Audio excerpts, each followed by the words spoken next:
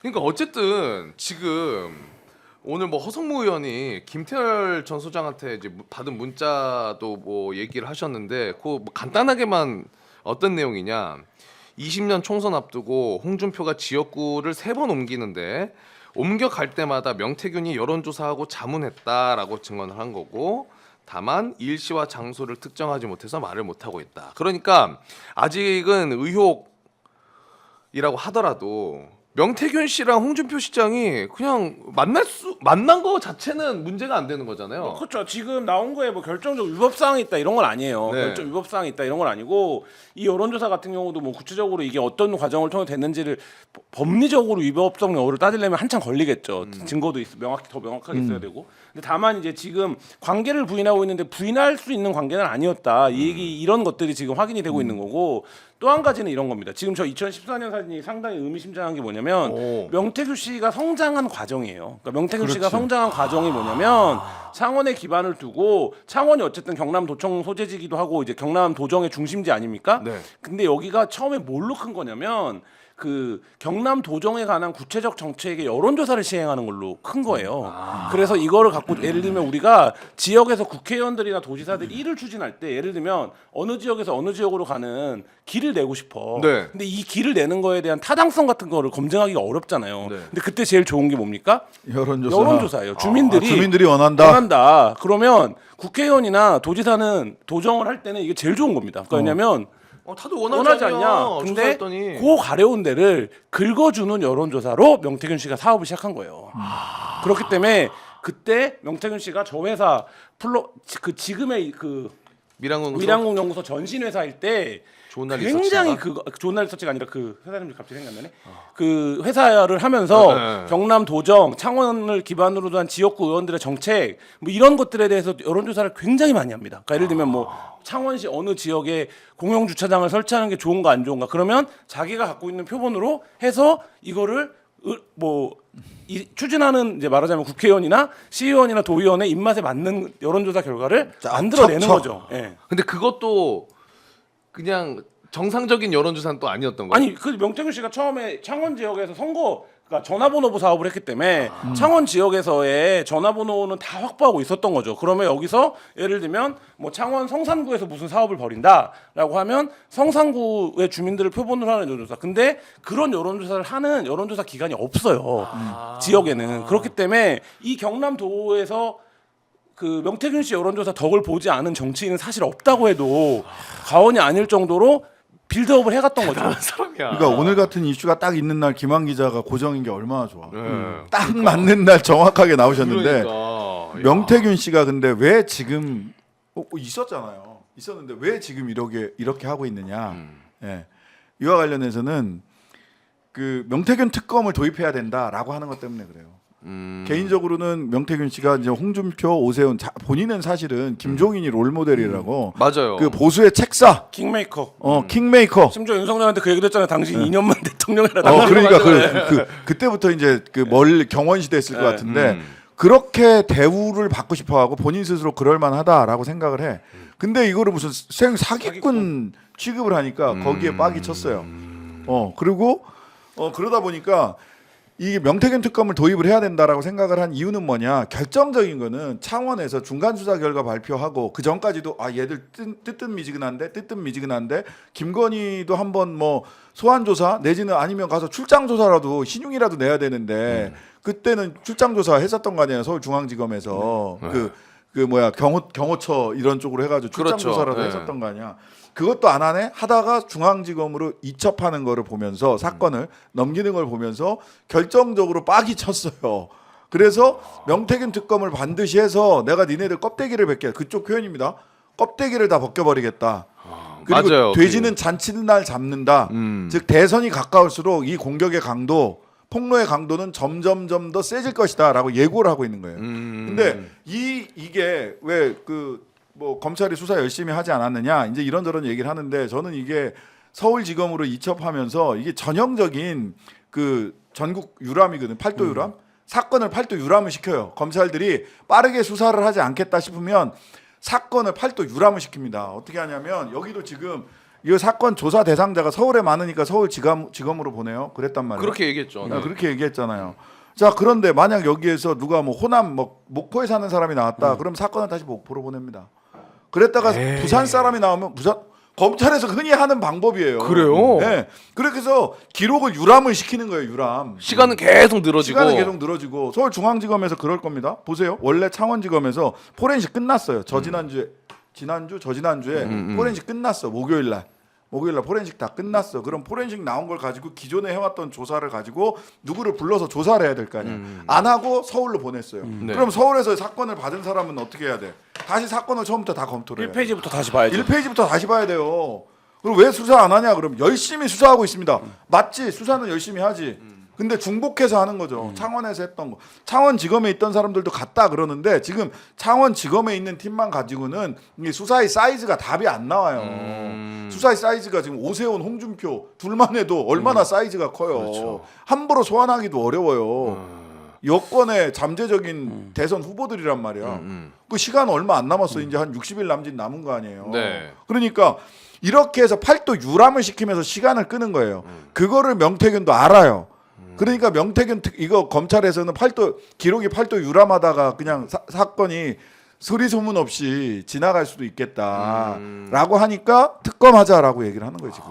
근데 이제 중앙지검으로 올라온 상태에서 지금 경향 보도 보면은 중앙지검에서 3일 뒤에 창원 가가지고 명태균 조사한다고 그러는데 요거는 그냥 일단 조사는 해야 되겠지. 근데 이제 우리 이제 열심히 뭘 할게요. 합니다. 합니다를 그러니까 뭐 보여주기 위해. 진짜로 열심히 하는지는 모르겠는데 지금 창원지검에서 중간 수사 결과 발표를 보면 네.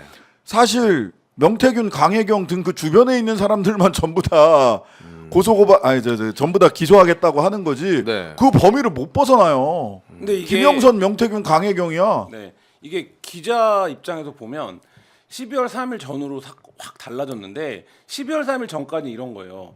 야 이거가 결국엔 여사를 수사를 해야 되는 건데 이게 큐사인이 나겠냐? 라는 분위기였던 거예요. 네.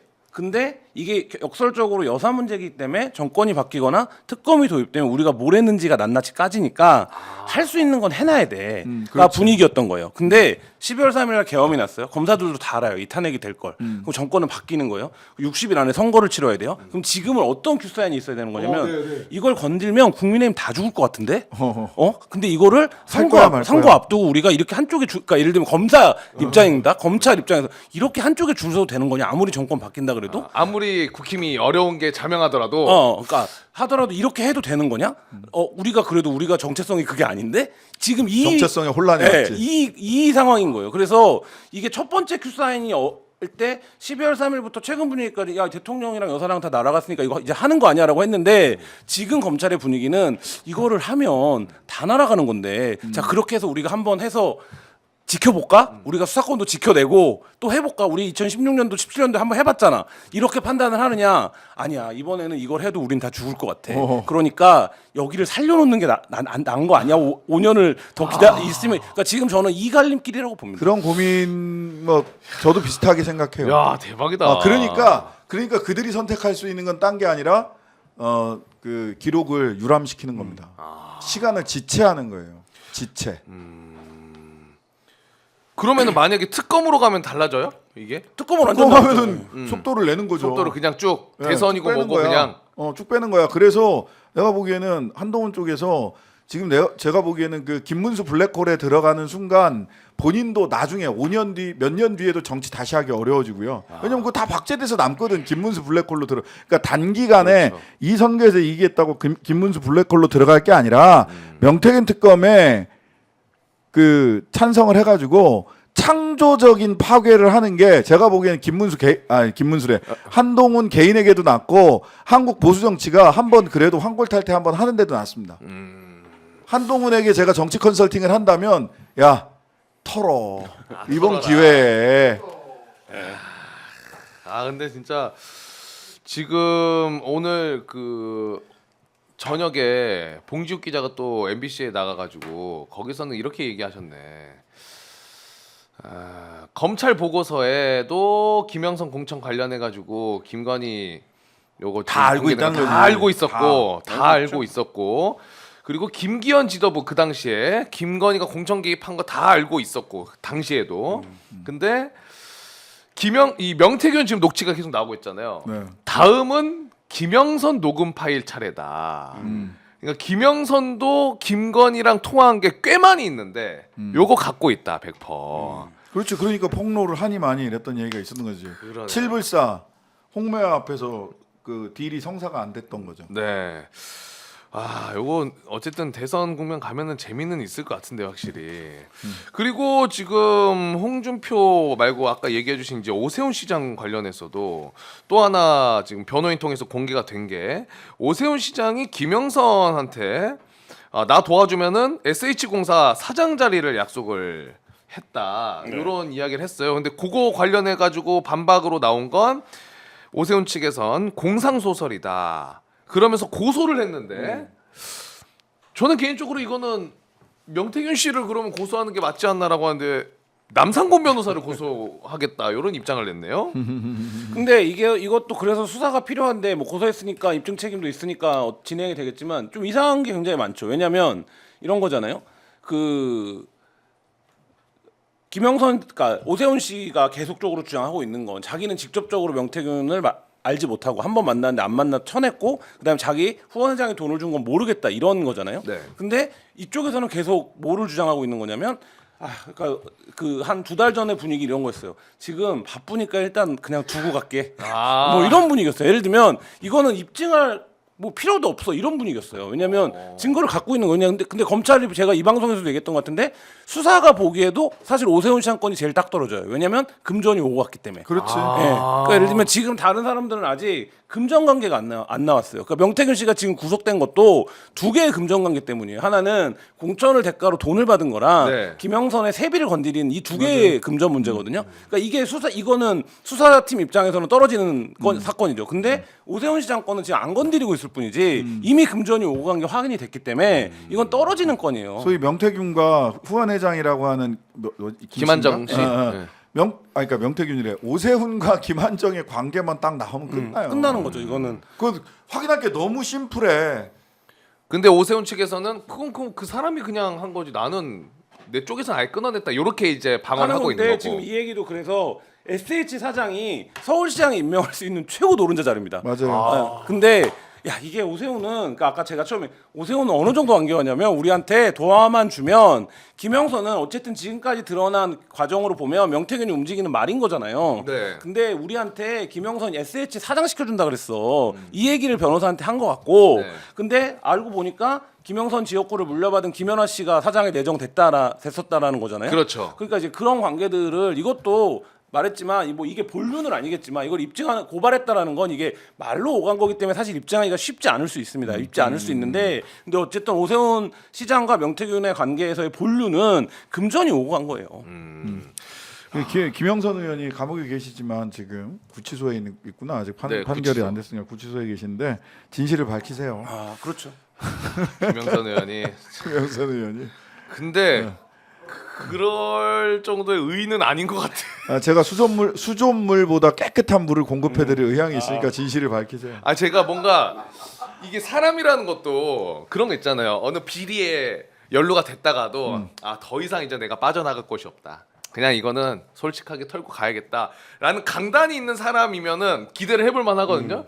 근데 김영선 전 의원이 그 조사 받으러 갈 때 그 인터뷰 장면은 저는 계속 아니 그거는 AI 시대 그 톤이 너무 생각나서 그 절대 그럴 수 있는 사람이 아닐 것 같다라는 개인적인 생각이 듭니다. 네. 뭔가 강단을 가지고 제가 다 밝히겠습니다. 못해 그거. 그 아쉬움이 좀 있습니다. 네. 그래서 그 두 분과 이야기를 나눠봤는데 가장 중요한 건 오세훈 홍준표 시장은 그러면 명태균 씨 관련해서 전혀 자유롭지 못할 것이다. 네, 그리고 네. 그럼 이번 대선 국면에서도 굉장히 큰 어려움을 직면할 수밖에 없다라고 보면 되겠네요. 그러니까 명태균 복균자로 보여요. 네. 지금 많은 부분 접촉이 너무 잦아. 네. 그러니까 왜 우리 그 전에 이제 코로나 뭐 이럴 때 한 그 방 안에서 있었으면 복균자로 잠재적 복균자로 보잖아요. 네. 제가 보기에는 이제 정밀 검사를 해봐야 되겠지만 해봐야 수사를 되고. 통해서 해봐야 되겠지만 명태균 복균자로 보여요. 한 방에 너무 오래 있었어. 한 방에